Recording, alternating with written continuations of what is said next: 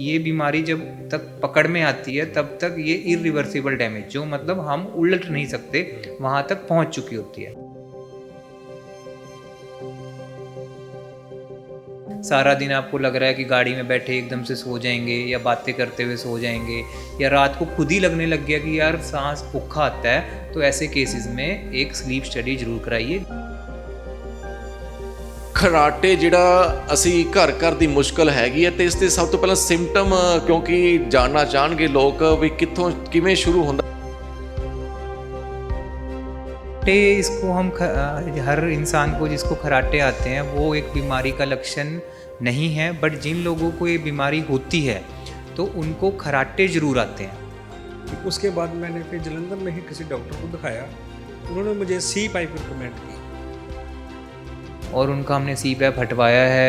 उसका नंबर हमारा 130 से ऊपर जा चुका है, क्योंकि जब हमारी ऑक्सीजन की मात्रा कम होती है तो एकदम से हमारा बीपी शूट करने लग जाता है, हमारे जो डायबिटीज़ के लिए हम प्रोन हो जाते हैं, हमें मेमोरी लॉस भी होने लग जाता है, हमें टेंशन भी रहने लग जाती है, सारा दिन सुस्ती के कारण हम डिप्रेशन के भी मरीज हो जाते हैं।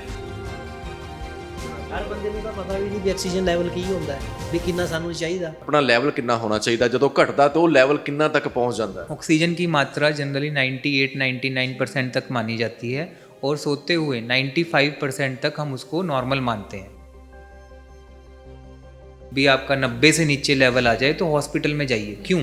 क्योंकि 90 के नीचे हमारी ऑक्सीजन मात्रा कम होने के कारण हमें हाइपोक्सिया होने के चांसेस रहते हैं। उसके बाद फिर मैंने ये चंडीगढ़ में हीलिंग हॉस्पिटल में ये डॉक्टर लोकेश मित्तल के बारे में मैंने स्टडी किया। ਚੰਡੀਗੜ੍ਹ ਦਾ ਹੀਲਿੰਗ ਹਸਪੀਟਲ ਜਿਹੜਾ ਕਿਉਂ, ਜਾਂ ਤੁਸੀਂ ਲੋਕੇਸ਼ ਮਿੱਤਲ ਹੀ ਕਿਉਂ ਜਿਹੜੀ ਇਹ ਸਰਜਰੀ ਹੈਗੀ ਕਰ ਰਹੇ ਨੇ, ਇਸ ਸਰਜਰੀ ਦਾ ਰਿਸਕ ਕਿੰਨਾ ਹੈਗਾ? तो हम स्लीप एपनिया में ज़्यादा काम करते हैं और बिकॉज एयरवे इन्वॉल्व है, हमने अपने सारे इक्विपमेंट स्लीप लैब, जैसे हमारे पास खुद की अपनी 6 से 7 स्लीप लैब्स हैं, ठीक है, जो कहीं पे रेयरली ऐसा मिलता है। ਮਤਲਬ ਇਹ ਏਜ ਦਾ ਕੋਈ ਹੈਗਾ ਇਹਨਾਂ, ਜਾਂ ਜਨਰੇਸ਼ਨ ਹੁੰਦਾ ਜੀ? वही मैं समझाने की कोशिश कर रहा था कि ये बीमारी बचपन से ही शुरू होती है। हमारे पास एक दिन पहले आते हैं, ऐसे केसेस में हम उनकी स्लीप स्टडी करते हैं, उनको मशीन दी जाती है, वो स्लीप स्टडी करते हैं उससे, और अगले दिन हम उनकी दूरबीन की जांच कर कर उनको बताते हैं कि कौन कौन सी रुकावटें हैं।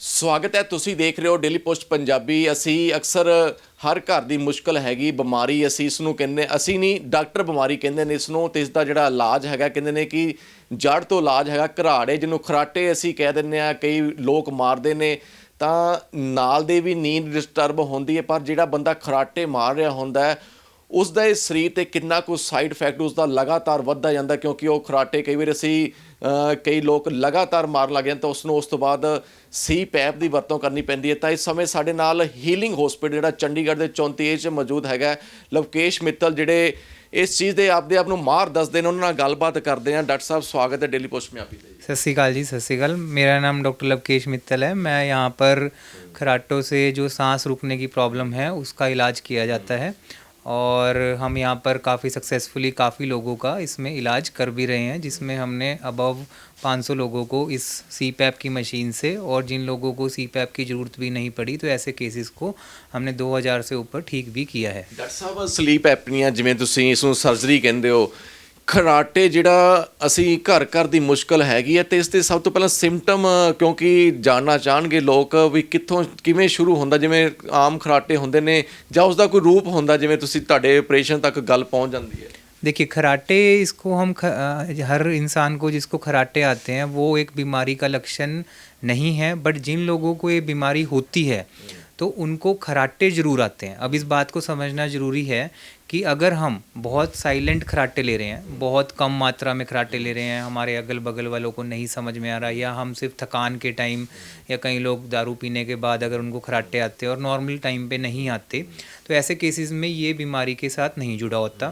लेकिन समय के साथ क्या होता है कि वो खराटों का जो वॉल्यूम है, उसकी जो आवाज़ है वो बढ़ने लग जाती है, और आवाज़ बढ़ने के कारण एक समय आता है कि जब वो आवाज़ बीच में रुक कर एकदम से लंबा खराटा भरने लग जाते हैं। जैसे कि हम एक रेगुलर खराटा ले रहे हैं, लेते लेते वो खराटा बीच में रुक गया और एकदम से सडनली हमने लंबा खराटा लिया, तो वो उस समय जो उसके अगल बगल के लोग हैं वो ये सोचते हैं शुक्र है रब दा, ऐ सोया थोड़ा सा रुक के दे खराटे, मैं थोड़ा सोवा।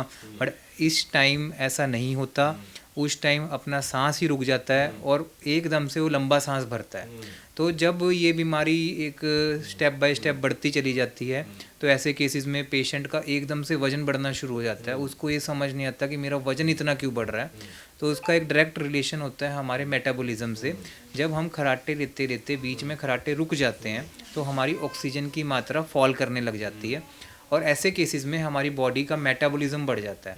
मेटाबॉलिज्म बढ़ते ही हमारी बॉडी हमारी सिक्योर मोड पे चली जाती है कि हम अपनी बॉडी से कुछ भी लूज़ आउट नहीं करेंगे।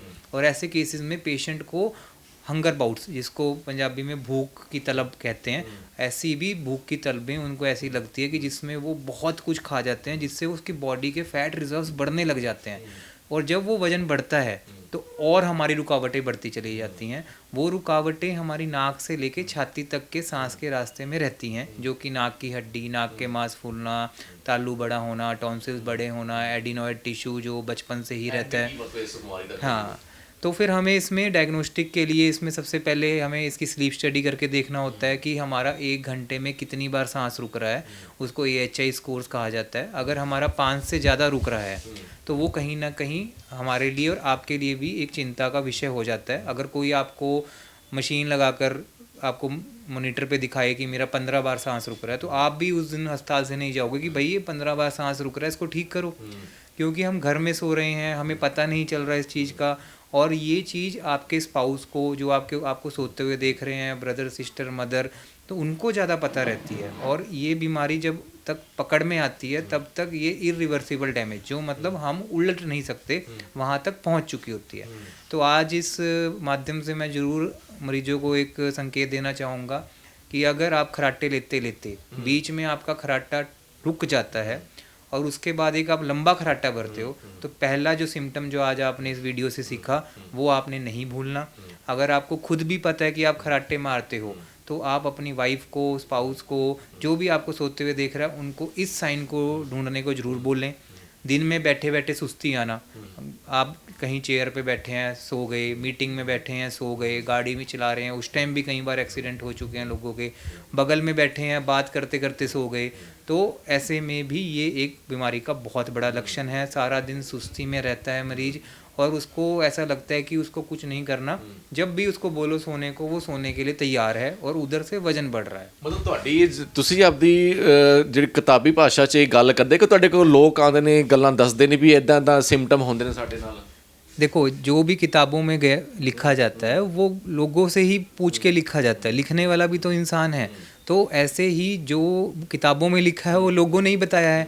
तो ये कई बार हर इंसान को एक जैसा सिम्टम नहीं होता, पहले इस बात को समझिए।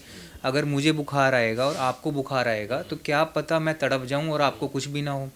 ऐसे ही कई लोगों को खराटों के कारण बहुत ज़्यादा सांस रुकता है और कई बार उनको कम लगता है। कई बार हमारे पास पेशेंट आता है, वो कहते हैं कि मेरी वाइफ मुझे ज़बरदस्ती कर रही है, उसको लगता है कि मेरा रात को सांस रुक रहा है, या मेरे को वीडियो बना बना के मेरे बच्चे दिखाते हैं कि मेरे सांस के झटके आ रहे हैं।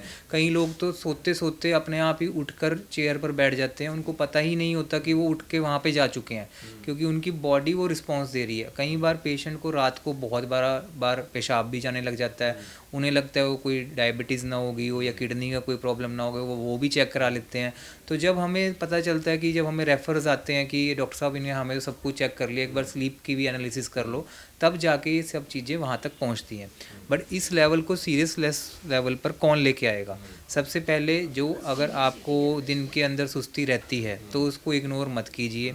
सारा दिन आपको लग रहा है कि गाड़ी में बैठे एकदम से सो जाएंगे या बातें करते हुए सो जाएंगे, या रात को खुद ही लगने लग गया कि यार सांस औखा आता है, तो ऐसे केसेस में एक स्लीप स्टडी जरूर कराइए। एक बेसिक सी स्टडी जो आपकी सारी एनालिसिस कर लेती है, जिसको हम बीमारी को, खराटों को वैसे मदर ऑफ ऑल डिजीज़, सारी बीमारियों दी माँ कहते हैं। क्योंकि जब हमारी ऑक्सीजन की मात्रा कम होती है तो एकदम से हमारा बीपी शूट करने लग जाता है, हमारे जो डायबिटीज़ के लिए हम प्रोन हो जाते हैं, हमें मेमोरी लॉस भी होने लग जाता है, हमें टेंशन भी रहने लग जाती है, सारा दिन सुस्ती के कारण हम डिप्रेशन के भी मरीज हो जाते हैं। बहुत सारी बीमारियां हैं जो इसको घर कर लेती हैं और आखिरी में जब तक पहुंचते हैं तो किडनी लीवर तक को भी ये नहीं छोड़ती। तो अगर इसको छोटे से लेवल पर आपको एक स्लीप स्टडी करवा ली जाए, जो कि एक मशीन ने करनी है, जो मैंने भी नहीं करनी, आपने भी नहीं करनी, तो अगर वो मशीन बता रही है कि सांस रुक रहा है तो वो सच है, और अगर वो कह रही है नहीं रुक रहा तो वो भी सच है। तो उसमें हम भी क्या कर लेंगे और आप भी क्या सुन लोगे। तो ऐसे केसेस में मैं सबको यही इत्तला देता हूँ कि ਸਾਹ ਦਾ ਲੈਵਲ ਕਿੰਨਾ ਹੋਣਾ ਚਾਹੀਦਾ, ਆਕਸੀਜਨ ਲੈਵਲ ਆਮ ਇਨਸਾਨ ਦਾ, ਜਿੱਦਾਂ ਤੁਸੀਂ ਫਿੱਟ ਹੋ ਜਾਂ ਅਸੀਂ ਚਲੋ ਫਿੱਟ ਆਪਦਿਆਂ ਨੂੰ ਮੰਨਦੇ ਆ, ਆਪਣਾ ਲੈਵਲ ਕਿੰਨਾ ਹੋਣਾ ਚਾਹੀਦਾ, ਜਦੋਂ ਘਟਦਾ ਤਾਂ ਉਹ ਲੈਵਲ ਕਿੰਨਾ ਤੱਕ ਪਹੁੰਚ ਜਾਂਦਾ ਹੈ? ऑक्सीजन की मात्रा जनरली 98-99% तक मानी जाती है और सोते हुए 95% तक हम उसको नॉर्मल मानते हैं। अगर आपकी सांस की रास्ता 95% तक ऑक्सीजन दे रहा है, उसको हम कोई भी गिले शिकवे में नहीं लेते। पर जैसे कि हमने सब में कोरोना ने कोविड टाइम में सीखा कि जब भी आपका 90 से नीचे लेवल आ जाए तो हॉस्पिटल में जाइए। क्यों? क्योंकि 90 के नीचे हमारी ऑक्सीजन मात्रा कम होने के कारण हमें हाइपोक्सिया होने के चांसेस रहते हैं। हमारी छाती हमारे ब्रेन तक, हमारे वाइटल ऑर्गन्स तक ऑक्सीजन नहीं पहुंचा पाती। तो जब भी हम स्लीप स्टडी में लोएस्ट डिसैचुरेशन को देखते हैं कि वो हमारी मिनिमम मात्रा कहाँ जा रही है, तो स्लीप स्टडी में कई बार हमें 40 भी देखने को मिलता है। ਮਤਲਬ ਜਦੋਂ ਹੀਲਿੰਗ ਤੱਕ ਤੁਹਾਡੇ ਕੋਲ ਪੇਸ਼ੈਂਟ ਆਉਂਦੇ ਨੇ, ਘੱਟ ਤੋਂ ਘੱਟ ਤੁਸੀਂ ਕਿੰਨੀ ਨੋਟ ਕੀਤੀ ਹੈ ਜਦੋਂ ਤੁਹਾਨੂੰ ਪਤਾ ਚੱਲਦਾ ਕਿ ਇਸ ਪੇਸ਼ੈਂਟ ਦਾ ਤਾਂ ਫਿਰ ਸਲੀਪ ਐਪੀ ਜਿਹੜੀ सर्जरी करनी पड़ेगी? देखो, घट से घट हमने जो आज तक देखी है वो हमने देखी है 36, जो कि मैं उस पेशेंट को भी ये समझाया कि मुझे नहीं पता कि आप कैसे सर्वाइव कर रहे हो, 36 पे कैसे कोई इंसान जी सकता है।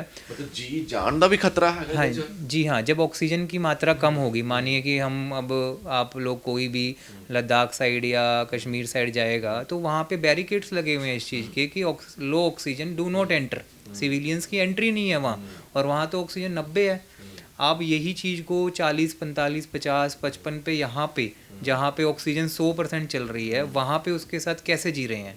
तो जब ऑक्सीजन की मात्रा कम होगी तो हमारे सारी वाइटल ऑर्गन्स को ऑक्सीजन नहीं मिलेगी। अब शायद अगर धरती पर ऑक्सीजन नहीं होती तो हम भी ना होते। अब और हम यही बोलते हैं कि ऑक्सीजन का ऐसा इंपॉर्टेंस क्या है, तो फिर और ज़्यादा अगर देखें तो फिर मून पे क्यों नहीं है, कहीं और पे हमारी हैबिटेशन क्यों नहीं है, मार्स पे क्यों नहीं है, क्योंकि ऑक्सीजन की मात्रा नहीं ढूंढी जा रही और इधर हम होते हुए भी ऑक्सीजन की मात्रा को पूरा नहीं ले पा रहे। तो ये हमारी एक जानलेवा स्थिति की तरफ बढ़ सकता है। सडन कार्डियक अरेस्ट, एकदम से दिल का दौरा पड़ना, एकदम से स्ट्रोक आ जाना, एकदम से किडनी फेलियर हो जाना। फिर उसको जब हम रिवर्स करके देखते हैं तो हमें बीमारी की जड़ तो पता चल जाती है। कई मरीजों को ये भी पता चल जाता है कि मुझे स्लीप एपने के कारण हुआ, बट वो उस अंग को एक इरिवर्सिबल डैमेज हो चुका होता है, जिसके लिए अब हम सारी उम्र उसके लिए हमें उसके साथ रिपेयर मोड में चलना पड़ता है। ਚੰਡੀਗੜ੍ਹ ਦਾ ਹੀਲਿੰਗ ਹਸਪੀਟਲ ਜਿਹੜਾ ਕਿਉਂ, ਜਾਂ ਤੁਸੀਂ ਲੋਕੇਸ਼ ਮਿੱਤਲ ਹੀ ਕਿਉਂ ਜਿਹੜੀ ਇਹ ਸਰਜਰੀ ਹੈਗੀ ਕਰ ਰਹੇ ਨੇ, ਇਸ ਸਰਜਰੀ ਦਾ ਰਿਸਕ ਕਿੰਨਾ ਹੈਗਾ? ਕਿਉਂਕਿ ਕਿੱਥੋਂ ਕਿੱਥੋਂ ਲੋਕ ਇੱਥੇ ਆਉਂਦੇ ਨੇ, ਜੋ ਤੁਹਾਡੇ ਅਸੀਂ ਦੇਖਦੇ ਹਾਂ ਦਾਅਵੇ ਬਹੁਤ ਵੱਡੇ ਵੱਡੇ ਹੁੰਦੇ ਨੇ ਕਿ ਉਸ ਤੋਂ ਬਾਅਦ ਬੰਦੇ ਨੂੰ ਹੁੰਦੀ नहीं प्रॉब्लम। ਇਹ देखिए, इस बात को समझना ज़रूरी है कि ये कैसे शुरू हुआ, सारा चीज़ें कैसे शुरू हुई। हम खराटे लेते हैं, हम खराटे क्यों लेते हैं, सबसे पहले इस बात को समझिए। बचपन से ही हमारे गले में टॉन्सिल या एडिनॉइड्स की टिश्यू रहते हैं, जो कि अक्सर ये लोग सोचते हैं 12-13 साल के बाद ख़त्म हो जाते हैं। हाँ, हो जाते हैं, 20 से 30% बच्चों में ये ख़त्म हो जाते हैं जिनकी इम्यूनिटी बहुत अच्छी होती है। अब आजकल की डाइट पैटर्न जो सन 2000 से बहुत ही बदल चुकी है, ऐसे केसेस में वो ऑर्गन्स टॉन्सिल और एडिनॉइड पूरे नहीं ख़त्म होते और छोटे मोटे लेवल पर 50%, 60% वहाँ रुक जाते हैं, या किसी डर के कारण माँ बाप उसको नहीं निकलवाते। वही चीज़ें हमारी गठित होकर सांस के रास्ते की नैरोइंग कर देती है। नैरोइंग होने के कारण वो अब बच्चा माउथ ब्रीदर भी बन जाता है, मुंह से सांस लेना शुरू कर देता है। तो ऐसे केसेस में जब वो मुंह से सांस लेना शुरू कर देता है तो उसका जबाड़ा खुल जाता है और जीभ पीछे की तरफ गिरना शुरू कर देती है। और ऐसे केसेस में, जैसे कि इसमें हम समझाएं, तो जब मुंह खुलेगा मरीज का तो ये जबड़ा पीछे की तरफ जाएगा और ये जीभ पीछे की तरफ गिरने लग जाएगी। अब ये जीभ का काम क्या था, जब ये मुंह बंद रहेगा तो नाक से जो हवा जाएगी वो जीभ को अपने आप ऊपर उठा के रखेगी। बट ऐसे केसेस में ये नहीं हो रहा, वो जीभ पीछे गिर रही है तो जीभ की मांसपेशियाँ भी खराब होने लग गई उधर से जो एडिनोइड और टॉन्सिल्स थी उसने भी सांस रोकना शुरू कर दिया। तो सडनली एकदम से रात को झटके आना जानलेवा इसीलिए हो जाते हैं क्योंकि सांस ही छाती तक नहीं पहुंच पाता। अब हम ये क्यों कर पा रहे हैं? पहले 1980 में एक मशीन जिसको CPAP कहते हैं उसका जब निजात हुआ तो वो जनरेटर जैसी आवाज़ पैदा करती थी। उस समय भी लोगों ने इसको लगाया कि वो दूसरे कमरे में मशीन है, पाइप यहाँ पर लगा के वो सो रहा है क्योंकि उसको अपना सांस बचाना है। इसमें इम्प्रूवमेंट्स आई, बड़ी बड़ी कंपनियाँ फिलिप्स, रेसमेड इसके अंदर घुसी, $1 बिलियन इंडस्ट्री का निवारण हुआ इसके अंदर। अब सन 2010 के बाद, ठीक है, अब इसके बारे में और एडवांसमेंट्स आई कि क्या इसकी जड़ तक जाया जा सकता है। पहले इसकी जड़ इस तरह नहीं ठीक की जाती थी क्योंकि ब्लडलेस टेक्नोलॉजी मार्केट में नहीं थी। सर्जरी के दौरान खून चलता है, ये सबको पता है, बट अब ऐसी टेक्नोलॉजीज़ आ गई हैं जो सर्जरी के दौरान खून नहीं चलता और हम सांस के रास्ते के साथ डील कर रहे हैं। तो सांस के रास्ते में अगर हम ब्लडलेस टेक्नोलॉजी से उस चीज़ को ठीक कर देंगे तो हमारा सांस का रास्ता खुल जाएगा। बस इस बात को समझना ज़रूरी है कि अब हमारे को भी एक होमवर्क है, हमारे को भी एक दायित्व है। तो जो मुंह खोलने की हैबिट है वो हमारे डिलेड ट्रीटमेंट के कारण आई। तो उसके लिए आगे जो हम आपको प्रावधान बताते हैं कि मुंह कैसे बंद किया जाए, अपनी एक्सरसाइजेस कैसे की जाएं, आपका वजन जब एकदम से आपको ऑक्सीजन मिलती है ऑपरेशन के बाद तो कुछ दिन ਕਿੰਨੇ ਕੁ ਟਾਈਮ ਦੀ ਸਰਜਰੀ ਹੈਗੀ ਹੈ ਤੇ ਸਮਾਂ ਕਿੰਨਾ ਲੱਗਦਾ ਹੈ ਤੇ ਮਤਲਬ ਜਿਵੇਂ ਤੁਸੀਂ ਕਹਿੰਦੇ ਕਿ ਦੂਰ ਦੂਰ ਤੋਂ ਲੋਕ ਆਉਂਦੇ ਨੇ ਤੇ ਫਿਰ ਉਹ ਹੈਂਡਲ ਕਿਵੇਂ ਹੁੰਦਾ, ਉਹਨਾਂ ਨਾਲ ਸਮਾਂ ਕਿਵੇਂ ਤੁਹਾਡੇ ਨਾਲ सेटअप ਹੁੰਦਾ? देखिए मोस्टली लोग हमारे पास एक दिन पहले आते हैं। ऐसे केसेस में हम उनकी स्लीप स्टडी करते हैं, उनको मशीन दी जाती है, वो स्लीप स्टडी करते हैं उससे, और अगले दिन हम उनकी दूरबीन की जांच कर कर उनको बताते हैं कि कौन कौन सी रुकावटें हैं जिनके कारण उनका सांस रुकता है। ऐसा नहीं है कि सारे ही केसेस सर्जरी के होते हैं, कुछ केसेस सर्जरी के नहीं भी होते। जो लोग बहुत ही आगे चले गए, जिनका मतलब अब हमें भी तो एनेस्थीसिया देना है, हमें भी उनको समझाना है, तो कई लोग बहुत ज़्यादा आगे जा चुके होते हैं। ऐसे केसेस में वो हाई रिस्क केसेस हो जाते हैं, उनको इस चीज़ के बारे में समझाया भी जाता है। और कई लोग तो हमारे ही सामने बैठे बैठे सो रहे होते हैं, मैं उनसे बात कर रहा हूँ, वो सो जाते हैं। तो ऐसे केसेस जहाँ पे उनका वज़न बहुत ज़्यादा हो गया है, तो ऐसे केसेस जो मतलब 150 किलो से ऊपर चले गए हैं, ऐसे केसेस में कोई रिस्पॉन्स आने की संभावना नहीं रहती क्योंकि टिश्यूज़ ओवरफ्लो हो चुके हैं। तो एक जो सर्जरी की ड्यूरेशन रहती है वो हमेशा 45 से सवा घंटे तक रहती है, डिपेंडिंग हमारी कितनी ऑब्स्ट्रक्शन साइट्स हैं उसके अंदर, और उसको 2 से 3 दिन यहाँ पर रखा जाता है। कई बार स्टेजेस में भी करने की ज़रूरत होती है, अगर पेशेंट को पहले से ही BP भी बहुत ज़्यादा है, शुगर भी बहुत ज़्यादा है, तो अगर रुकावटें ज़्यादा हैं तो उनको स्टेजेस में भी किया जाता है। और पेशेंट को फर्स्ट फॉलोअप पहली बार जब बुलाया जाता है तो 10 दिन बाद बुलाया जाता है, 10 दिन के बाद उनको फ्री कर दिया जाता है और बाकी की आगे ऑनलाइन कंसल्टेशंस के साथ हम फॉलो करते हैं। ਮਤਲਬ ਇਹਦਾ ਫਿਰ ਜਿਹੜਾ ਅਸੀਂ ਕਹਿ ਦਿੰਦੇ ਹਾਂ ਕਿ ਜਦੋਂ ਪੇਸ਼ੈਂਟ ਦਾ ਆਪਰੇਟ ਹੋ ਗਿਆ ਤਾਂ ਉਸ ਤੋਂ ਬਾਅਦ ਉਹਨੂੰ ਕਿੰਨੇ ਦਿਨ ਰਿਲੀਫ ਮਿਲਦਾ, ਫਿਰ ਉਹ ਆਪਦਾ ਕੰਮਕਾਰ ਜਾਂ उसकी ਜਿਹੜੀ डाइट ਹੁੰਦੀ है फिर ਤੁਸੀਂ ਉਹ ਦੱਸਦੇ ਹੋ ਸਾਰਾ? देखिए जो उनके दिन के सिम्टम्स रहते हैं, दिन में सुस्ती आना, गाड़ी चलाते हुए नींद आना, कंसंट्रेशन कम रहना, एकदम से जाग सोते नींद आ जाना, तो ये तो उनकी ऑपरेशन के 2 या 3 दिन के बाद ही ठीक हो जाते हैं। और जो रात को जो झटके से उनको सांस रुकता था वो भी उनका 99% ठीक हो जाता है।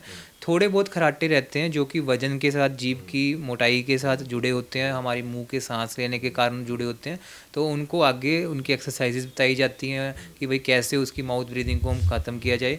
तो मैक्सिमम जो अगर हम चोकिंग की बात करें कि सांस रुकने की प्रॉब्लम हमें 5 या 6 दिन से पता चल जाती है कि पेशेंट को नहीं हो रही, और अगर हम साइलेंट ब्रीदिंग वाइल स्लीपिंग, मतलब आराम से सो रहा है बंदा, कोई आवाज़ नहीं आ रही, तो हम उसके BMI के हिसाब से उसको वज़न कंट्रोल करके, जो कि 1 से 3 महीने, अगर किसी का ज़्यादा है वज़न, मानो 120 है तो उसको 3 महीने लग सकते हैं, और अगर किसी का 80 है तो उसको 1 महीने में ही वो साइलेंट ब्रीदिंग तक पहुंच जाता है। ਕਿੱਥੋਂ ਤੱਕ ਦੇ ਪੇਸ਼ੈਂਟ ਆਉਂਦੇ ਆ ਤੁਹਾਡੇ ਕੋਲ? ਹੀਲਿੰਗ ਦੀ ਗੱਲ ਕਰੀ ਚੰਡੀਗढ़ ਦੇ ਵਿੱਚ? देखिए जो हमारे पेशेंट्स काफ़ी जम्मू कश्मीर से हमारे काफ़ी पेशेंट्स हैं जो हमारे पास आते हैं, हिमाचल से, उत्तराखंड से, देहरादून साइड से, या फिर हम ट्रैवल करके चंडीगढ़ च आते ਇੱਥੇ ਆਪਰੇਟ, ਮਤਲਬ ਹੋਰ ਕਿਤੇ ਆਪਰੇਟ ਨਹੀਂ ਹੈਗਾ, ਮਤਲਬ ਇਸ ਸਕਸੈਸ ਅਸੀਂ ਕਹੀਏ?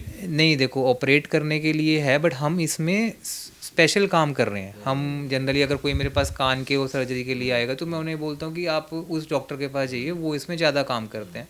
तो हम स्लीप एपनिया में ज़्यादा काम करते हैं, और बिकॉज एयरवे इन्वॉल्व है, हमने अपने सारे इक्विपमेंट स्लीप लैब, जैसे हमारे पास खुद की अपनी 6 से 7 स्लीप लैब्स हैं, ठीक है, जो कहीं पे रेयरली ऐसा मिलता है। हमारे अपने हाईटेक एंडोस्कोप्स हैं, hi tech drug induce sleep endoscopic equipments.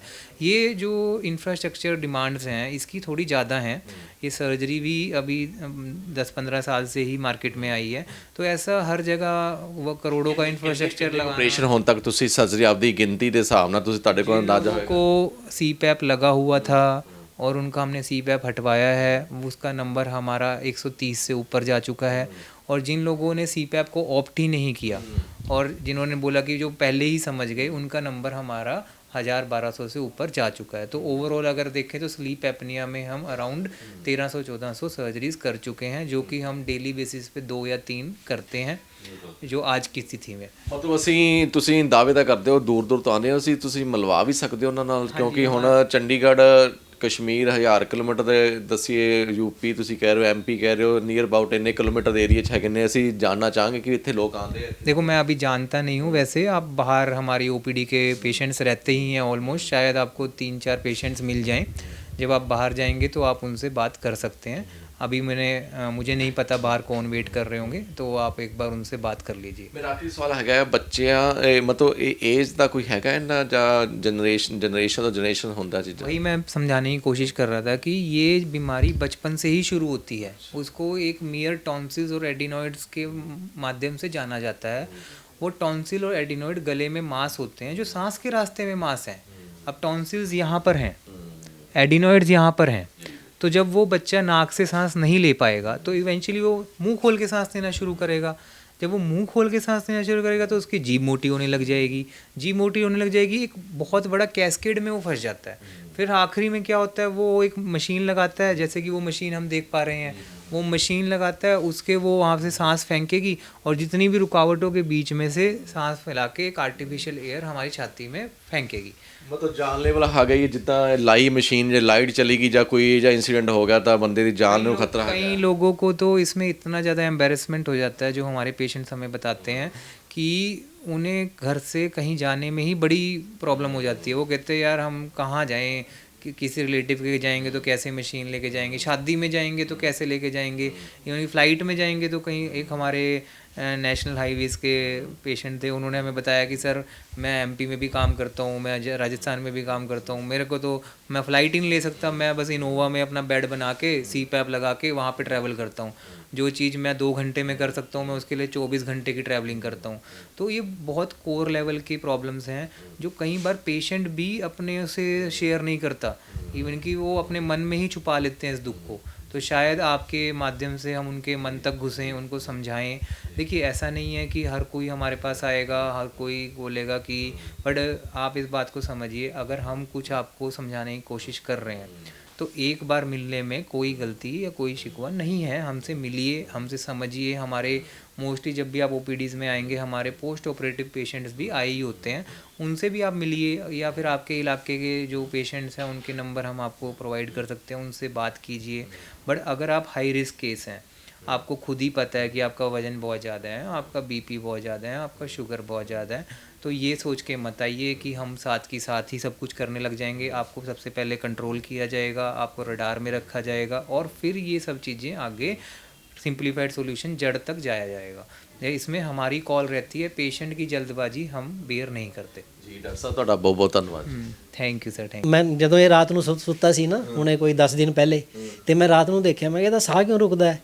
ਫਿਰ ਡਾਕਟਰ ਸਾਹਿਬ ਨੇ ਸਾਨੂੰ ਮਸ਼ੀਨ ਦਿੱਤੀ, ਹੀਲਿੰਗ ਹਸਪੀਟਲ ਸੈਕਟਰ ਆਪਣਾ डॉक्टर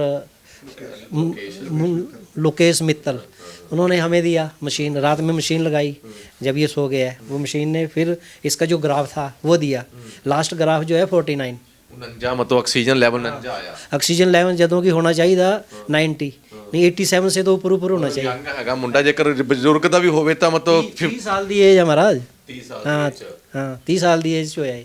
ਤੇ ਜਿਵੇਂ ਜਿਵੇਂ ਜੇ ਤੁਸੀਂ ਨਾ ਉਸ ਲੈਵਲ ਤੇ ਧਿਆਨ ਦਿੰਦੇ ਤਾਂ ਮਤਲਬ ਬੰਦਾ ਐਕਚੁਅਲੀ ਨਾ ਅਸੀਂ ਦੇਖਦੇ ਤੇ ਵੀ ਚੱਲ ਉਹ ਖਰਾਟੇ ਸਾਨੂੰ ਵੀ ਆਉਂਦੇ ਸੀ ਖਰਾਟੇ, ਪਰ ਇੰਨੇ ਖਰਾਟੇ ਨਹੀਂ ਆਉਂਦੇ ਵੀ ਆਕਸੀਜਨ ਲੈਵਲ ਹੀ ਘੱਟ ਹੋ ਗਿਆ ਹੋਵੇ। ਮਤਲਬ ਇਹ ਜਿਹੜਾ ਸਾਹ ਰੁਕ ਕੇ ਆਣਾ ਇਹ ਖਤਰਨਾਕ ਹੈਗਾ। ਇਹ ਜਿਹੜਾ ਸਾਹ ਹੈਗਾ ਨਾ, ਅਸੀਂ ਸੋਚਦੇ ਨਾ ਵੀ ਸਲੀਪਿੰਗ ਜਿਹੜਾ ਅਟੈਕ ਆ ਜਾਂਦਾ, ਇਹ ਉਹ ਕਿਸਮ ਦਾ ਹੁੰਦਾ ਹੈ, ਕਿਉਂਕਿ ਜਦੋਂ ਬੰਦਾ ਰਾਤ ਨੂੰ ਸੋ ਜਾਂਦਾ ਹੈ ਅਤੇ ਆਕਸੀਜਨ ਲੈਵਲ ਘਟ ਜਾਣਾ, ਉਹਨੇ ਡੈੱਡ ਹੋ ਜਾਣਾ। ਮਤਲਬ ਮੇਨ ਸਾਨੂੰ ਆਕਸੀਜਨ ਜਿਹੜੇ ਬੰਦਾ ਜਿਹੜਾ ਹੈਗਾ ਜਿਹਨੂੰ ਆਉਂਦੇ ਨੇ ਉਹਨਾਂ ਨੂੰ ਆਕਸੀਜਨ ਲੈਵਲ ਆਦਾ ਜ਼ਰੂਰ ਚੈੱਕ ਕਰਾਉਂਦੇ ਰਹਿਣਾ ਚਾਹੀਦਾ। ਹਰ ਬੰਦੇ ਨੂੰ ਤਾਂ ਪਤਾ ਵੀ ਨਹੀਂ ਵੀ ਆਕਸੀਜਨ ਲੈਵਲ ਕੀ ਹੁੰਦਾ ਹੈ, ਵੀ ਕਿੰਨਾ ਸਾਨੂੰ ਚਾਹੀਦਾ।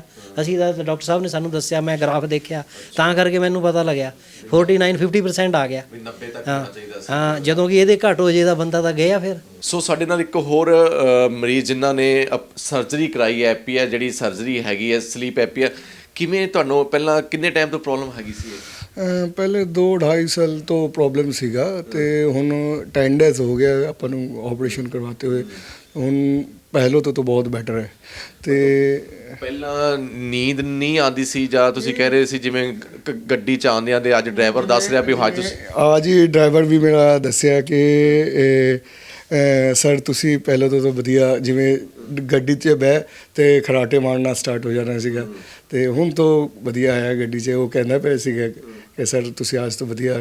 ਖੁਸ਼ੀ ਹੁੰਦੀ ਹੁਣ ਅੰਦਰੋਂ, ਜਿਵੇਂ ਇੱਕ ਹੁੰਦਾ ਵੀ ਸੋਚਦਾ ਬੰਦਾ ਕਿਹੜੀ ਬਿਮਾਰੀ, ਕਿਉਂਕਿ ਕਹਿੰਦੇ ਦਵਾਈ ਹੈ ਨਹੀਂ ਇਸ ਚੀਜ਼ ਦੀ। ਬਿਲਕੁਲ ਬਿਲਕੁਲ ਬਿਲਕੁਲ ਬਿਲਕੁਲ ਪਹਿਲਾਂ ਤੋਂ ਬਹੁਤ ਵਧੀਆ ਫੀਲ ਕਰਦਾ ਵਾ ਤੇ ਖਰਾਟੇ ਜਿਹੜਾ ਹੈ ਉਹ ਤੋਂ ਉਹਨਾਂ ਇੱਕਦਮ ਬਿਲਕੁਲ ਹੀ ਉਹ ਹੋ ਗਿਆ। ਹੁਣ ਮੂੰਹ ਦਾ ਜਿਹੜਾ ਜਿਵੇਂ ਆਦਤ ਹੁੰਦੀ ਨੇ ਕਿ ਇੱਕ 2 ਸਾਲ ਤੋਂ ਮੂੰਹ ਖੋਲ ਕੇ ਸੌਂਦਾ ਪਿਆ ਸੀਗਾ, ਹੁਣ ਧੀਰੇ ਧੀਰੇ ਉਹ ਕੰਟਰੋਲ 'ਚ ਆ ਗਿਆ। ਇੱਕ ਜ਼ਰੂਰੀ ਅਸੀਂ ਇਹ ਜਾਣਾ, ਕਿਉਂਕਿ ਬਹੁਤ ਲੋਕ ਖਰਾਟੇ ਮਾਰਦੇ ਨੇ, ਕੋਈ ਘਰਾੜੇ ਕਹਿੰਦੇ ਨੇ, ਉਹ ਕਿਵੇਂ ਦੇ ਘਰਾੜੇ ਹੁੰਦੇ ਸੀ ਜਦੋਂ ਤੁਸੀਂ ਮਾਰਦੇ ਸੀ ਜਾਂ ਜਿਵੇਂ ਰੁਕ ਹਾਂ ਸਾਂਸ ਰੁਕ ਕੇ ਵੀ ਜਿਵੇਂ ਸੋਤੇ ਸਾਂਸ ਰੁਕ ਵੀ ਜਾਂਦਾ ਸੀਗਾ। ਹਾਂ, ਫਿਰ ਲੰਮੇ ਪਾਸ ਦੇ ਰੂਮ 'ਚ ਵੀ ਆ ਜਾਂਦਾ ਪਿਆ ਸੀਗਾ, ਉਹ ਵੀ ਡਿਸਟਰਬ ਹੁੰਦੇ ਸੀਗੇ। ਹੁਣ ਬਿਲਕੁਲ ਸਹੀ ਹੈ। ਮਤਲਬ ਜਿਹੜਾ ਨਾਲ ਸੁੱਤਾ ਪਿਆ ਉਹਨੂੰ ਇਹ ਚੀਜ਼ ਡਾਕਟਰ ਨਾਲ ਡਿਸਕਸ਼ਨ ਕਰਨੀ ਚਾਹੀਦੀ। ਇਹ ਨਹੀਂ ਹੈਗਾ ਵੀ ਆਪਾਂ ਬੰਦੇ ਨੂੰ ਇਦਾਂ ਨਹੀਂ ਛੱਡ ਸਕਦੇ, ਜਿਵੇਂ ਤੁਹਾਨੂੰ ਆਏ ਸੀ ਤੇ ਲੰਬੇ ਸਮੇਂ ਆਉਂਦੇ ਨੇ ਤਾਂ ਕੋਈ ਹੋਰ ਵੱਡੀ ਬਿਮਾਰੀ ਤੁਹਾਨੂੰ। ਮੈਨੂੰ ਕਿ ਮੈਂ ਨਾ 2-4 ਦਿਨ ਮੈਂ ਦਿੱਲੀ ਤੋਂ ਕਲਕੱਤਾ ਗਿਆ ਸੀਗੇ, तो कलकत्ता गड्डी से कलकत्ता राजधानी 'ਚ ਸੀਗਾ। तो ਰਾਜਧਾਨੀ 'ਤੇ ਜਦੋਂ ਗਿਆ तो ਉੱਥੇ ਵੀ ਇੱਕ ਡਾਕਟਰ ਸੀਗਾ। ਉਹਨਾਂ ਨੇ ਮੈਨੂੰ ਦੱਸਿਆ ਕਿ ਤੁਹਾਡਾ ਇਹ ਪ੍ਰੋਬਲਮ ਨਾ ਬਹੁਤ ਵੱਧ ਹੈ, ਤਾਂ ਹੀ ਕਰਕੇ ਮੈਂ ਫਿਰ ਉਹਨਾਂ ਨੇ ਉਹ ਵੀ ਕੀਤਾ ਕਿ ਤੁਸੀਂ ਉੱਥੇ ਜਾਓ ਤੇ ਵਿਖਾਓ। ਤੇ ਉਹਨਾਂ ਨੂੰ ਪ੍ਰੋਬਲਮ ਲੱਗਾ ਕਿ ਹਾਂ ਕੋਈ ਨਾ ਕੋਈ ਪ੍ਰੋਬਲਮ ਹੈ ਆਪਣੇ। ਹੀਲਿੰਗ ਬਾਰੇ ਫਿਰ ਕਿੱਦਾਂ ਪਤਾ ਲੱਗਿਆ, ਕਿਉਂਕਿ ਫਿਰੋਜ਼ਪੁਰ ਇੱਕ ਬਾਰਡਰ ਦੇ ਨਾਲ ਬਹੁਤ ਦੂਰ ਹੈਗਾ ਇੱਥੋਂ 250-300 ਕਿਲੋਮੀਟਰ, ਤੇ ਹੀਲਿੰਗ 300 ਕਿਲੋਮੀਟਰ ਤੱਕ ਕਿਵੇਂ ਕਿਸੇ ਨੇ ਸਫ਼ਰ ਦੱਸਿਆ? ਇੱਕ ਤੋਂ ਆਪਾਂ ਨੇ ਗੱਡੀ 'ਚ ਜਿਵੇਂ ਆਏ ਸੀਗੇ ਤੇ ਉਹਨਾਂ ਨੇ ਇੱਕ ਬੰਦੇ ਸੀਗਾ ਮੇਰੇ ਨਾਲ, ਉਹਨਾਂ ਨੇ ਦੱਸਿਆ ਕਿ ਉਹ ਉੱਧਰ ਹੈ। ਫਿਰ ਉਹਦੇ ਬਾਅਦ ਉਹਨਾਂ ਮੈਨੂੰ ਇੱਕ ਲਿੰਕ ਦਿੱਤਾ, तो लिंक 'ਚ मैं ਆਪਾਂ ਵੀਡੀਓ ਵੇਖ ਕੇ ਫਿਰ ਇੱਧਰ ਮਤਲਬ ਹੁਣ ਸਾਡੇ ਨਾਲ ਨੁਸਰਤ ਜੀ ਇਸ ਸਮੇਂ ਸਾਡੇ ਨਾਲ ਨੇ, ਕਿਉਂਕਿ ਉਹਨਾਂ ਨੇ ਸਲੀਪ ਐਪੀਆ ਜਿਹੜੀ ਸਰਜਰੀ ਕਰਾਈ ਹੈ ਹੀਲਿੰਗ ਹਸਪੀਟਲ ਜਿਹੜਾ 34 ਤੋਂ। ਠੀਕ ਹੋ ਤੁਸੀਂ ਹੁਣ? नहीं बिल्कुल थे। ਪਹਿਲਾਂ ਬਹੁਤ ਮੁਸ਼ਕਲ ਹੈਗੀ ਸੀ? मेरे को ऑक्सीजन लेवल बहुत कम थी, बहुत ज़्यादा। अब हाँ, अब सांस लेने में अभी, और रिसेंटली अभी किया ना 3-4 ਦਿਨ ਹੋਏ जी जी ਤੇ ਮਤਲਬ ਹੁਣ ਜੋ ਪਹਿਲਾਂ ਮੁਸ਼ਕਲਾਂ ਹੈਗੀਆਂ ਸੀ ਉਹ ਹੁਣ ਘਟ ਗਈਆਂ ਨੇ? जी बिल्कुल, अभी बहुत रिलीफ मिल रहा है, बहुत ज़्यादा। ऑक्सीजन लेवल कम थी, बहुत सोने में तकलीफ थी बहुत ज़्यादा। मैं घर के बाहर निकलती तो आए ਤੁਸੀਂ 300-400 ਕਿਲੋਮੀਟਰ ਹੋਏਗਾ ਤੁਹਾਡਾ? नहीं सर, ज़्यादा है sir. It's approximately 900,000 from Kashmir to Chandigarh sir. 1000 kilometre? 1900 तो होगा ही होगा सर। 9 किलोमीटर। तो के बारे में सुना था बहुत, डॉक्टर साहब के बारे में। रिसेंटली इनके फ्रेंड ने भी किया, मेरे हस्बैंड है, इनके फ्रेंड ने भी की थी। जी जी, इनके फ्रेंड ने इन्हीं के पास सर्जरी कराई थी। उन्होंने एडवाइस किया बहुत अच्छे डॉक्टर हैं, आप यहाँ आ जाओ। पहले और भी कितने कराया जानते ही गए, कश्मीर गए थे, बट अब सर्जरी के लिए डायरेक्ट इधर ही। उन्होंने बोला कि ये बेस्ट डॉक्टर है, आप इसके पास कोई जाओ। देसी दवाइयां भी खादियां सी किस तरह की कोई मतलब? ना ना ना ना, सर्जरी कराई है डायरेक्ट देखा ना ब्लॉकेज जब निकला, मैंने को रात में सोने की में बहुत प्रॉब्लम होती थी, ऑक्सीजन लेवल नहीं जाता था। ਹੁਣ 4 ਦਿਨ ਹੋਏ ਆ ਤਾਂ ਹੁਣ 4 ਦਿਨਾਂ ਚ ਕਿੰਨੀ ਰਾਤ ਹੈਗੀ, नींद आ जाती सही सारा कुछ? हाँ बिल्कुल होते होते हैं। ठीक से बात भी नहीं कर पा रहे हैं ठीक से, क्योंकि गले में थ्रोट में सर्जरी है, तो डॉक्टर साहब ने भी रिस्ट्रिक्ट मतलब कराए हैं बात करने के लिए थोड़ा सा, इसलिए इनकी आवाज़ भी सही सुनते हैं, सही प्रॉब्लम ਜਿਹੜੀ ਖਰਾਟੇ। और स्टाफ भी बहुत अच्छा है यहाँ पे, केयरिंग है, बहुत केयरिंग है। ਸੋ ਸਾਡੇ ਨਾਲ ਇੱਕ ਅਜਿਹੇ ਜਿਹੜੀ ਬਿਮਾਰੀ ਨਾਲ ਜੂਝ ਰਹੇ, ਜਿਹੜੇ ਕਿ ਅਸੀਂ ਘਰਾਟੇ ਕਹਿ ਦਿੰਦੇ ਹਾਂ, ਕੋਈ ਖਰਾਟੇ ਕਹਿ ਦਿੰਦੇ ਨੇ, ਜਿਹੜੇ ਸੌਣ ਲੱਗੇ ਅਸੀਂ ਮਾਰਦੇ ਹਾਂ, ਤਾਂ ਉਸ ਤੋਂ ਕਿੰਨੀ ਅੱਗੇ ਵਧੇ ਤਾਂ ਆਪਦਾ ਜਿਹੜਾ ਜ਼ਰੂਰ ਅਸੀਂ ਇਹਨਾਂ ਤੋਂ ਜਾਣਾਂਗੇ। ਉਸ ਤੋਂ ਬਾਅਦ ਆਪਰੇਸ਼ਨ ਤੱਕ ਦੀ ਜਿਹੜੀ ਨੌਬਤ ਆਈ, ਸਭ ਤੋਂ ਪਹਿਲਾਂ ਨਾਮ ਕੀ ਤੁਹਾਡਾ ਜੀ? मेरा नाम जोसेफ है, मैं जलंधर से हूँ। ਤੁਹਾਨੂੰ ਮਤਲਬ ਪਹਿਲਾਂ ਕੀ ਘਰਾੜੇ, ਜਿਵੇਂ ਆਪਾਂ ਪੰਜਾਬੀ 'ਚ ਕਹਿ ਦਿੰਦੇ ਆ ਖਰਾਟੇ, ਉਹ ਆਉਂਦੇ ਸੀ? जी हाँ जी, मेरे को रात को सोने वक्त ये खराटे आ रहे थे। ਘਰਾਟੇ ਆਉਂਦੇ ਸੀ। ठीक, उसके बाद मैंने फिर जलंधर में ही किसी डॉक्टर को दिखाया, उन्होंने मुझे सी पाइप रिकमेंड की। ਮਤਲਬ ਕਿੰਨੇ ਸਾਲ ਤੋਂ ਘਰਾਟੇ ਲਗਾਤਾਰ ਤੁਹਾਨੂੰ ਆ ਰਹੇ 5 ਸੀ? साल तो ही। ਅੱਛਾ 5 ਸਾਲ ਤੋਂ। 5 साल तो ਤੇ है। ਤੁਸੀਂ ਉਸ ਸਮੇਂ ਇਗਨੋਰ ਕਰ ਦਿੰਦਾ, ਬੰਦਾ ਸੋਚਦਾ ਚਲੋ ਕੋਈ ਨਹੀਂ, ਇਹ ਤਾਂ ਨਾਰਮਲ ਚੀਜ਼ਾਂ ਹੈਗੀਆਂ ਨੇ। जी जी, मैंने इग्नोर किया, लेकिन फिर डॉक्टर ने किसी ने मुझे बोला कि आप सी पाइप लगाओ, तो 5 साल मैंने सी पाइप यूज की। ਸੀ ਪਾਈਪ 5 ਸਾਲ ਲਾ ਕੇ ਹੀ ਸੌਂਦੇ ਸੀ? जी जी, 5 साल लग सोता जी। ਬੜਾ ਸਮਾਂ ਹੋਣਾ ਉਦੋਂ ਤਾਂ ਫਿਰ। जी हाँ, बहुत इरिटेट होता था मैं। तो उसके बाद फिर मैंने ये चंडीगढ़ में हीलिंग हॉस्पिटल में ये डॉक्टर लोकेश मित्तल के बारे में मैंने स्टडी किया कि ये स्लीप अपीनिया की प्रॉब्लम है, तो इसके लिए ये डॉक्टर एक्सपर्ट है ENT के। ਸੋ ਜੰਮੂ ਕਸ਼ਮੀਰ ਤੋਂ ਆਏ ਨੇ ਬਾਈ ਜੀ, ਤੁਸੀਂ ਇੱਥੇ ਆਪਰੇਟ ਕਰਾਇਆ, ਕਿੰਨੇ ਦਿਨ ਹੋ ਚੁੱਕੇ ਨੇ ਆਪਰੇਟ ਕਰਾਏ ਨੂੰ? मैं ऑपरेट कराए ਨੂੰ ਹੋ ਗਿਆ ਤਕਰੀਬਨ 1 ਮਹੀਨਾ। ਤੇ ਜੰਮੂ ਕਸ਼ਮੀਰ ਤੋਂ ਤੁਸੀਂ ਇੱਥੇ ਪਹੁੰਚੇ ਤੇ ਇੰਨੀ ਦੂਰ ਤੋਂ ਕਿਵੇਂ, ਰੈਫਰੈਂਸ ਕਿਵੇਂ ਮਿਲਿਆ? ਮੈਂ ਕਿਸੇ ਬੰਦੇ ਕੋਲੋਂ ਐਡਰੈਸ ਮਿਲਿਆ ਇੱਥੇ ਦਾ, ਤਾਂ ਮੈਂ ਉਹ ਲਿਆ, ਆਪਰੇਟ ਕਰਾਇਆ ਮੈਂ, ਠੀਕ ਰਿਹਾ। ਮਤਲਬ ਕਿਵੇਂ ਦਾ ਐਕਸਪੀਰੀਅੰਸ ਰਿਹਾ? ਕਿਉਂਕਿ ਜਿਵੇਂ ਇੱਕ ਇੱਥੇ ਆਣਿਆ ਹਰਾਸਮੈਂਟ ਹੁੰਦੀ ਹੈ, ਬੰਦੇ ਨਾਲ ਸਮਾਂ ਨਹੀਂ ਦਿੰਦੇ ਜਾਂ ਕੋਈ ਹਰਾਸਮੈਂਟ ਨਹੀਂ ਹੈ, ਸਮਾਂ ਪੂਰਾ ਠੀਕ ਦਿੱਤਾ, ਅੱਛੀ ਫੈਸਿਲਿਟੀ ਹੈ, ਸਭ ਠੀਕ ਹੈ। ਤੇ ਹੁਣ ਜਿਹੜੀ ਉਹ ਤੁਸੀਂ ਬਿਮਾਰੀ ਨਾਲ ਜੂਝ ਰਹੇ ਸੀ, ਉਹ ਤੁਹਾਨੂੰ ਪ੍ਰੋਬਲਮ ਕਿਵੇਂ ਦੀ ਸੀ? ਪ੍ਰੋਬਲਮ ਮਤਲਬ ਘਰਾਟੇ ਕਿਵੇਂ ਆਉਂਦੇ ਸੀ? ਹੁਣ ਪਹਿਲੇ ਖਰਾਟੇ ਬਹੁਤ ਜ਼ਿਆਦਾ ਨੇ, ਸਾਹ ਰੁਕਦਾ ਸੀ, ਅੱਛਾ ਉਸ ਨਾਲ ਹਾਰਟ ਅਟੈਕ ਦਾ ਬਣਿਆ ਇਸ਼ੂ, ਲੇਕਿਨ ਬਚ ਗਏ, ਹੁਣ ਠੀਕ ਆ। ਮਤਲਬ ਅਸੀਂ ਇਹ ਕਹੀਏ ਵੀ ਜਿਹੜੇ ਲੋਕਾਂ ਨੂੰ ਆਉਂਦੇ ਨੇ, ਇਹਨੂੰ ਸੀਰੀਅਸ ਹੋ ਕੇ ਇਹਨੂੰ ਦੇਖਣ ਵੀ ਕਿਵੇਂ ਦੇ ਆਉਂਦੇ ਨੇ, ਵੀ ਇਹਨਾਂ ਵੀ ਆਪਾਂ ਇਲਾਜ ਕਰਾਈਏ ਨਾ, ਤੇ ਉਸ ਤੋਂ ਬਾਅਦ ਬਹੁਤ ਖਤਰਨਾਕ ਬਿਮਾਰੀਆਂ ਬੰਦੇ ਨੂੰ ਲੱਗ ਸਕਦੀਆਂ ਨੇ। ਆ ਬੜੀਆਂ ਖਤਰਨਾਕ ਬਿਮਾਰੀਆਂ ਨੇ ਇਸ ਨਾਲ, ਮੰਨ ਲਓ ਬੰਦੇ ਦੀ ਯਾਦਾਸ਼ਤ ਜਾਂਦੀ ਹੈ, ਹਾਰਟ ਅਟੈਕ ਹੋ ਸਕਦਾ ਹੈ, ਇਸ ਤਰ੍ਹਾਂ ਦੀ ਬਿਮਾਰੀਆਂ ਨੇ, ਜਾਂ ਸੁਸਤੀ ਵਗੈਰਾ ਸਾਰਾ ਕੁਝ। ਬਾਕੀ ਹੁਣ ਠੀਕ ਹੈ, ਮੈਂ ਖੁਦ ਨੂੰ ਅੱਛਾ ਫੀਲ ਕਰ ਰਿਹਾ ਹਾਂ। ਸਾਹ ਵਗੈਰਾ ਠੀਕ ਆਉਂਦਾ? ਸਾਹ बेहतरीन आता है। ਤੇ ਦਵਾਈ ਵਗੈਰਾ ਤਾਂ ਨਹੀਂ ਜ਼ਿਆਦਾ? अब दवाई बंद है, दवाई डॉक्टर साहब दी 10 दिन की सारी बस। ਮਤਲਬ ਕੋਈ ਜ਼ਿਆਦਾ ਫालतू ਦਵਾਈ नहीं, फालतू दवाई कोई नहीं है। ਤੇ ਖਾਣ ਪੀਣ ਦਾ ਕੋਈ ਪਰਹੇਜ਼? ਖਾਣ ਪੀਣ ਦਾ ਉਹ weight loss ਵਾਸਤੇ ਉਹਨਾਂ ਦੱਸਿਆ, ਉਹ ਤਾਂ ਆਪਣਾ ਫਾਇਦਾ ਵਾ, ਉਹ ਫਾਇਦਾ ਆਪਣਾ ਵਾ, ਕਿਉਂਕਿ ਮੇਰਾ weight ਆਲਮੋਸਟ 100 kg ਦੇ ਆਸ-ਪਾਸ ਸੀ। ਉਹ weight ਘਟਾਉਣ ਵਾਸਤੇ ਉਹਨਾਂ ਦੱਸਿਆ, ਉਹ ਆਪਣਾ ਫਾਇਦਾ ਘਟਾਉਣਾ ਚਾਹੋ ਤਾਂ ਘਟਾਓ, ਨਹੀਂ ਤਾਂ ਰਹਿਣ ਦਿਓ। ਸੋ ਇਹ ਸੀ ਸਾਡੇ ਨਾਲ ਹੀਲਿੰਗ ਹਸਪੀਟਲ ਜਿਹੜਾ 34A 'ਚ ਚੰਡੀਗੜ੍ਹ 'ਚ ਸਥਿਤ ਹੈਗਾ। ਤਾਂ ਜਿਹੜੇ ਲੋਕੇਸ਼ ਮਿੱਤਲ ਜਿਨ੍ਹਾਂ ਨੇ ਇੱਕ ਜਿਹੜੀ ਗੱਲ ਤੁਹਾਡੇ ਨਾਲ ਸਾਂਝੀ ਕੀਤੀ, ਜੇਕਰ ਤੁਹਾਨੂੰ ਵੀ ਅਜਿਹੇ ਸਿੰਪਟਮ ਜੇਕਰ ਸ਼ੁਰੂ ਹੋਏ ਨੇ, ਜਾਂ ਤੁਹਾਨੂੰ ਸ਼ੁਰੂਆਤਾਂ 'ਚ ਜਾਂ ਤੁਹਾਨੂੰ ਬੜੇ ਟਾਈਮ ਤੋਂ ਆ ਰਹੇ ਨੇ, ਤਾਂ ਤੁਸੀਂ ਜ਼ਰੂਰ ਜਿਹੜਾ ਆਪਣੇ ਜਿਹੜੀ ਇੱਕ ਚੈੱਕਅਪ ਹੈਗਾ, ਉਹ ਜਿਹੜਾ ਸਲੀਪ ਐਪੀਆ ਜਿਹੜੀ ਬਿਮਾਰੀ ਹੈਗੀ ਆ, ਉਸ ਦਾ ਜ਼ਰੂਰ ਕਰਾਓ, ਤਾਂ ਜੋ ਤੁਸੀਂ ਵੀ ਇਹਨਾਂ ਖਤਰਨਾਕ ਬਿਮਾਰੀਆਂ ਤੋਂ ਬਚ ਸਕਦੇ ਹੋ। ਤੇ ਬਾਕੀ ਅਸੀਂ ਬਾਹਰ ਜਾ ਕੇ ਜ਼ਰੂਰ, ਜੋ ਇਹਨਾਂ ਨੇ ਦਾਅਵੇ ਕੀਤੇ ਨੇ ਕਿ ਬਾਹਰ ਦੂਰ ਦਰਾਡੇ ਤੋਂ ਸਾਡੇ ਕੋਲ ਇੱਥੇ ਪੇਸ਼ੈਂਟ ਆਉਂਦੇ ਨੇ, ਤਾਂ ਉਹਨਾਂ ਨਾਲ ਵੀ ਗੱਲਬਾਤ ਕਰਦੇ ਆ। ਕੈਮਰਾ ਪਰਸਨ ਦਲੇਰ ਦੇ ਨਾਲ ਸੰਦੀਪ ਕੰਬੋਜ, ਚੰਡੀਗੜ੍ਹ ਤੋਂ।